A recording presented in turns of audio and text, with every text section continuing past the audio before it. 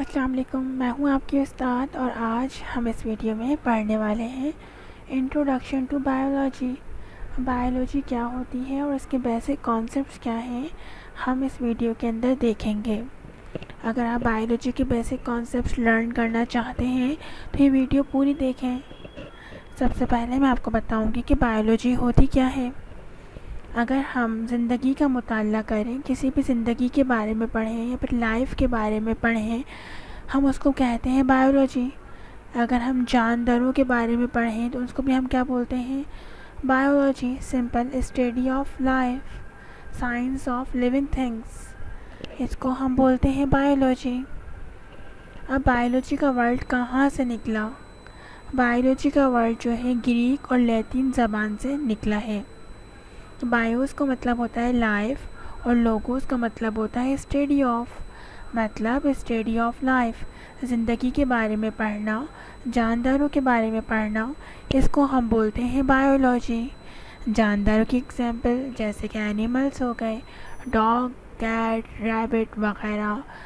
इंसान हो गए, हम भी लाइफ हैं, हम भी लिविंग ऑर्गेनिजम्स हैं।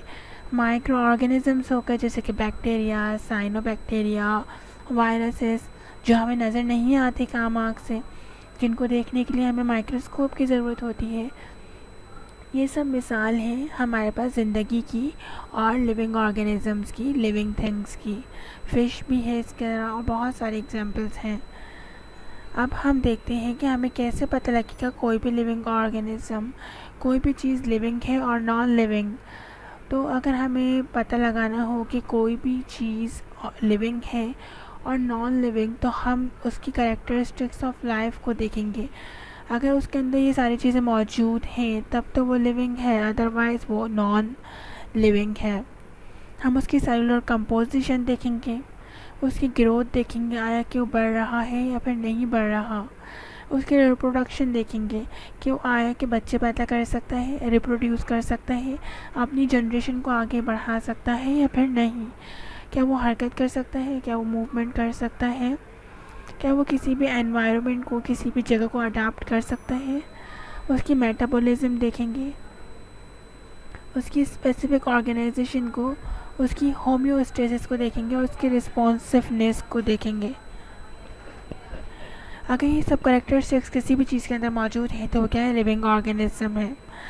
अब सेलुलर कंपोजिशन, सेलुलर कंपोजिशन से मुराद है कि ऑर्गेनिजम्स दो तरह के होते हैं। या तो वो यूनिसेलुलर, एक सेल के बने हुए होते हैं जैसे कि बैक्टीरिया, अमीबा, पैरामीशियम, या तो वो मल्टी सेलुलर होंगे जैसे कि प्लांट्स हो गए, फंजाई हो गए, एनिमल्स हो गए। मल्टी मतलब बहुत सारे सेल्स से बने हों। कम से कम ऑर्गेनिज्म की सेलुलर कंपोजिशन है वो कम से कम एक सेल की मिलकर बनी हो, कम से कम एक सेल से बनी होनी चाहिए, कम से कम। और ज़्यादा से ज़्यादा बहुत सारे सेल, जैसे कि हम बने हुए हैं बहुत सारे सेल से, राइट। अब ग्रोथ, ग्रोथ का मतलब कि उसके सेल साइज़ जो है वो बढ़ रहा है या नहीं बढ़ता, राइट। उसका सेल नंबर बढ़ता है या फिर नहीं बढ़ता, इसको हम बोलते हैं ग्रोथ। अब रिप्रोडक्शन, रिप्रोडक्शन हमारे पास दो तरह की होती है, ए सेक्सुअल। ए सेक्सुअल मतलब विदाउट सेक्स, ए मतलब नॉट, सेक्स मतलब सेक्स, विदाउट सेक्स, ठीक है। सेल डिवीजन होगी, माइटोसिस होती है उसके अंदर या फिर नहीं, एक सेल से दो सेल बनते हैं या फिर नहीं। एसेक्सुअल रिप्रोडक्शन की जो एग्जांपल है वो है बैक्टीरिया हमारे पास। अब सेक्सुअल के अंदर जो है वो स्पर्म भी बनेगा और एग भी बनेगा।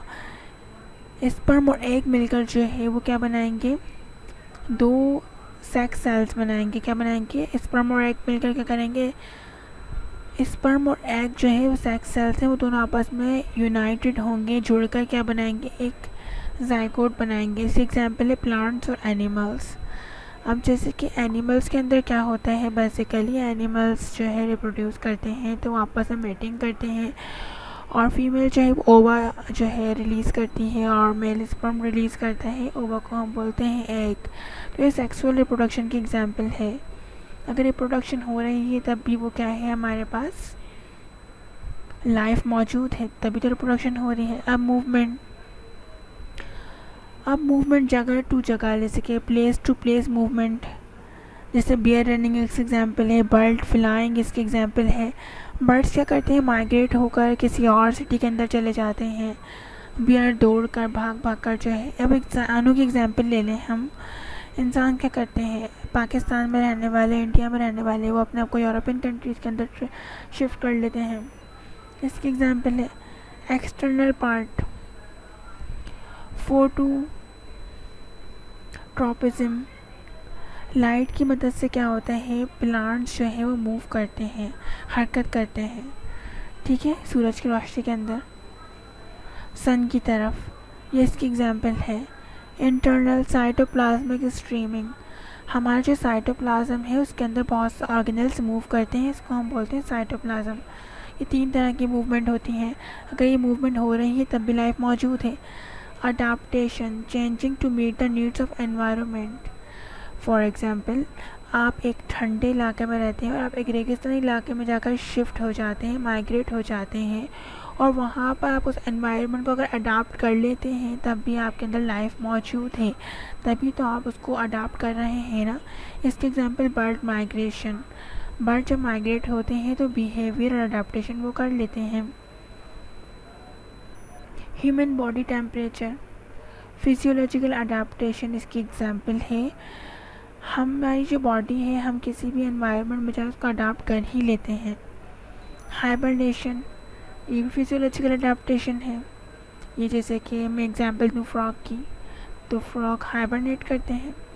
Hair air length, desert versus Arctic hairs, structure adaptation, इसको हम क्या बोलते हैं, स्ट्रक्चर अडाप्टेशन की एग्जांपल है हेयर और एयर लेंथ। अब मेटाबॉलिज्म, मेटाबॉलिज्म क्या है, केमिकल रिएक्शंस का एक सेट होता है जो फूड को एनर्जी के अंदर कन्वर्ट कर देता है, और ये मेटाबॉलिज्म का प्रोसेस हमारी बॉडी के अंदर होता है। जैसे हम कोई फूड खाते हैं वो एनर्जी के अंदर कन्वर्ट हो जाती है। जितने भी लिविंग ऑर्गेनिजम्स में मेटाबॉलिज्म ज़रूर होता है। Specific organization, certain parts do specific job, हमारी जो बॉडी है, लिविंग ऑर्गेनिजम्स की जो बॉडी है उसके अंदर जो पार्ट्स होते हैं कुछ, वो हर पार्ट जो है एक स्पेसिफिक जॉब परफॉर्म करता है, एक स्पेसिफिक फंक्शन। जैसे कि हार्ट अपना अलग फंक्शन परफॉर्म करेगा, न्यूक्लियस अपना अलग फंक्शन, और क्लोरोप्लास्ट अपना अलग फंक्शन परफॉर्म करेगा। Homeostasis,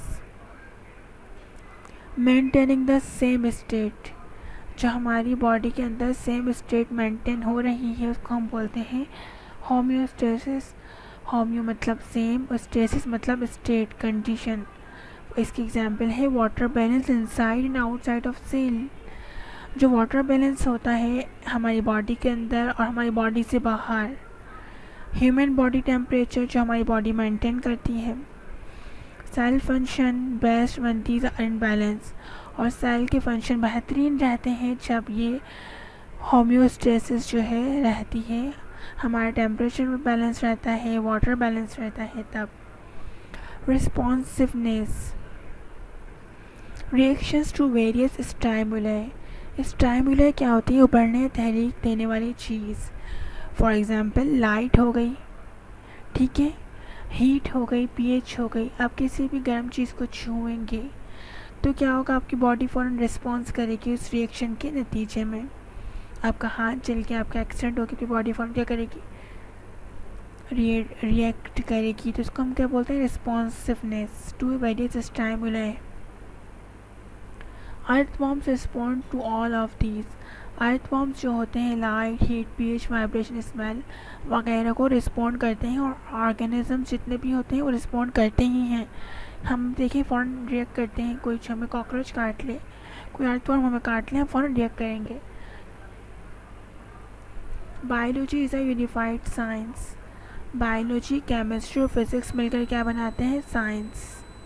why do Arctic hairs turn white in winter, Arctic hairs जो है वो वाइट क्यों हो जाते हैं विंटर के अंदर, आप मुझे कमेंट कर कर बताएं, ये आपके लिए असाइनमेंट है, ठीक है।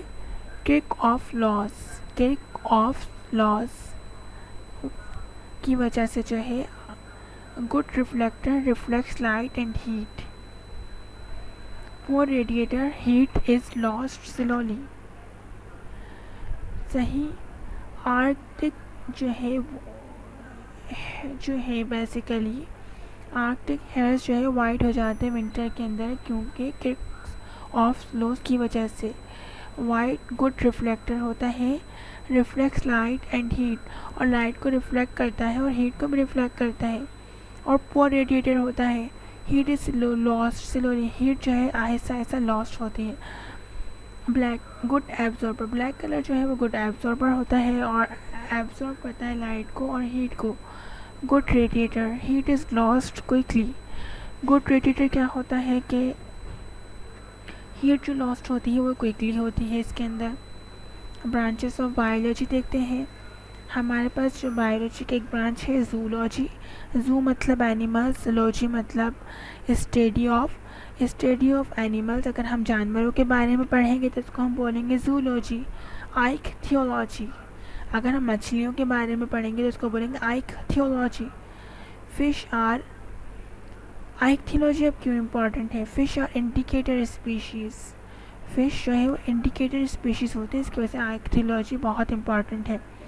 Alert humans to potential environmental problems, alert कर देती है ह्यूमन्स को ताकि वो इन्वायरमेंटल प्रॉब्लम्स को फेस कर सकें। अब आती है मैमोलॉजी। अगर हम मैमल्स को स्टडी कर रहे हैं, मैमल्स के बारे में पढ़ें तो उसको बोलते हैं मैमोलॉजी।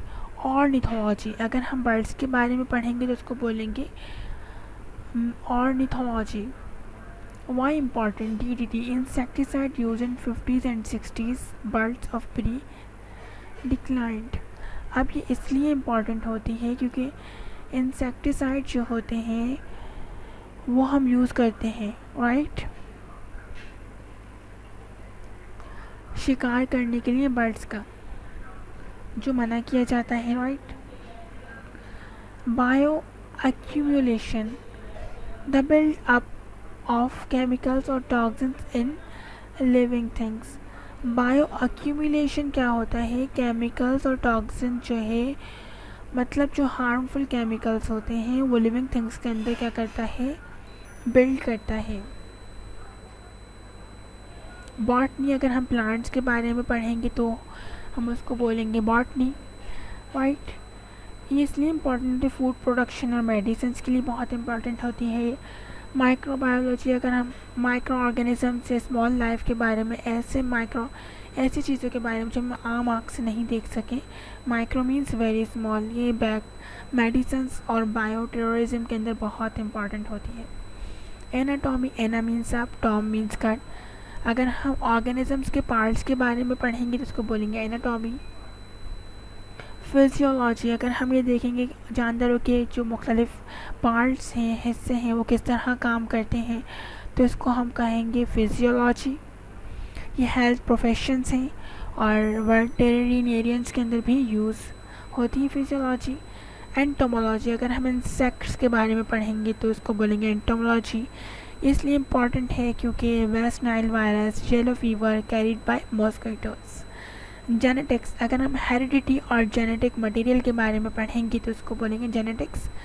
हेरिडिटी मटेरियल जैसे डीएनए, आरएनए, क्रोमोसोम, जीन्स वगैरह, ये इसलिए इम्पॉर्टेंट है क्लोनिंग, ताकि डुप्लीकेट ऑर्गेनिजम्स बनाया जा सके। रिसर्च सॉल्विंग क्राइम, रिसर्च के अंदर क्राइम को सॉल्व करने के लिए बहुत इम्पॉर्टेंट है। Ecology, study of all life in a particular area, हम सारी की सारी लाइफ जो एक मखसूस एरिया के अंदर मौजूद है, एक इकोसिस्टम के अंदर मौजूद है, उसको अगर हम पढ़ेंगे और उसके बीच में जो भी रिलेशनशिप है और उसके एनवायरनमेंट के अंदर जो रिलेशनशिप है हम उसको पढ़ेंगे तो ecology. Simple study of ecosystems is known as ecology. अब एक इकोसिस्टम में जितने भी ऑर्गेनिजम्स हैं जो रह रहे हैं उनके आपस में क्या रिलेशनशिप और एनवायरनमेंट के साथ किस तरह इंटरेक्ट करते हैं, इन सब चीज़ों के बारे में पढ़ने को हम बोलते हैं इकोलॉजी। इसलिए इम्पॉर्टेंट है over population, ozone depletion, green house effect, rain forest destruction, pollution, other states pay to dump garbage in PA, garbage मतलब कचरा। सेल बायोलॉजी, अगर हम सेल्स के बारे में पढ़ेंगे इसलिए इम्पॉर्टेंट है ताकि हम जान सकें सेल्स के बारे में और ज़्यादा। Biology as a science, science perspective, teacher, organize body of knowledge. Biology जो है पूरी की पूरी बॉडी की जो नॉलेज है उसको ऑर्गेनाइज करती है based on facts some theories, ये रियलिटी के ऊपर जो है बेस करती है। Accuracy and precision are important, इसके अंदर एक्यूरेसी और प्रिसिजन बहुत इंपॉर्टेंट होती हैं। स्टूडेंट प्लस और some like others don't, right? Man or person on the street, science has no value। अब स्टूडेंट जो होते हैं कुछ लाइक करते हैं बायोलॉजी, कुछ नहीं करते। मैन और पर्सन ऑन द स्ट्रीट, जो लोग गलियों के अंदर हैं, रोडों के ऊपर हैं, वो साइंस को कोई वैल्यू नहीं देते और इसकी कोई भी जो है एप्लीकेशन नहीं होती हर रोज़ लाइफ में। एक जैसे सोचते हैं वो। Scientific attitudes apply to science and everyday life, scientific attitude जो होते हैं वो साइंस के ऊपर अप्लाई होते हैं, एवरीडे लाइफ के ऊपर भी अप्लाई होते हैं। Careful judgement, for example drugs, alcohol, driving, fire arms, sex, sexual transmitted disease like AIDS. Desire to learn, ये ख्वाहिश पैदा करते हैं ताकि हम और पढ़ सकें। बेस्ड ऑन इंटरेस्ट, आपका इंटरेस्ट किस चीज़ में है, जेनेटिक्स में है या फिर क्लोनिंग में, whatever you have. Life examples जैसे कि hunting, fishing, sports. Cause and effect, when cause and effect is not understood, superstitious believes replace scientific ideas. Scientific examples, Galileo sun-centered universe versus earth-centered universe theory. Peace Corps, vitamin A shots, spontaneous generation, non-living materials turn into living things. इसके example है मार्टिया fish. Life example smoking, chewing, tanning, bats, etc. Scientific attitudes concern for human welfare, human welfare के लिए biology बहुत important, जैसे कि fire, police, deps, clergy, teachers, scouts, MI corps. अब biology के pioneer Aristotle, Greek first biology teacher. Aristotle जो थे वो एक फर्स्ट बायोलॉजी टीचर थे, father of biology and zoology. इनको बायोलॉजी एंड जोलॉजी का फादर भी कहा जाता है। सपोर्टेड स्पॉन्टेनियस जनरेशन थ्योरी, इन्होंने स्पॉन्टेनियस जनरेशन थ्योरी का सपोर्ट किया था। Created theory of the element, जिन्होंने एलिमेंट्स की थ्योरी बनाई थी। Earth, water, air, fire, 4 elements के अंदर शामिल थे। First person to start classifying organism, ये फर्स्ट पर्सन जिन्होंने स्टार्टिफाई क्लासीफाई किया था ऑर्गेनिजम्स को। हिप्पोक्रेट्स, ग्रीक थे ये भी साइंटिस्ट, फादर ऑफ मेडिसिन को कहा जाता है। Hippocratic oath for doctors, part of his life long legacy. Leeuwenhoek Dutch थे ये, जर्मन साइंटिस्ट थे। His hobby was lens grinding, इनकी जो हॉबी थी वो लेंस को ग्राइंड करना थी। He did not invent the microscope, इन्होंने इन्वेंट नहीं किया था माइक्रोस्कोप, बल्कि माइक्रोस्कोप लेंसेज को परफेक्ट किया था। He was a first person to see, ये वो फर्स्ट पर्सन थे जिन्होंने bacteria, protozoans, red blood cells, sperm cells को देखा था और इन्होंने सपोर्ट नहीं किया था स्पॉन्टेनियस जनरेशन को।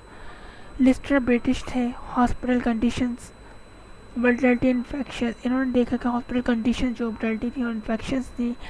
Use phenol as design factor, इन्होंने फिनॉल को डिज़ाइन फैक्टर का यूज़ किया था। इनको फादर ऑफ एसेप्टिक सर्जरी भी कहा जाता है। फ्लेमिंग, ये ब्रिटिश साइंटिस्ट थे। एक्सीडेंटल डिस्कवर एंटीबायोटिक्स, इन्होंने हादसाती तौर पर जो है एंटीबायोटिक पेनिसिलिन को डिस्कवर किया था। साल्क एंड सेबिन, ये भी 2 साइंटिस्ट थे। Salk develop first polio vaccination injection 1955 में। साल्क ने जो पोलियो वैक्सीन इंजेक्शन जो है वो 1955 के अंदर डिस्कवर किया था और सेबिन ने ओरल पोलियो वैक्सीन जो 1959 के अंदर डिस्कवर किया था। Methods use in science, technical method होते हैं जो साइंस के अंदर यूज होते हैं। कुक बुक अप्रोच, मटेरियल्स के अंदर दिए जाते हैं। डायरेक्शन, लॉजिकल डायरेक्शंस और लॉजिकल डायरेक्शन जो लॉजिकल होती हैं, जो कंक्लूजन को पहुंच जाती हैं।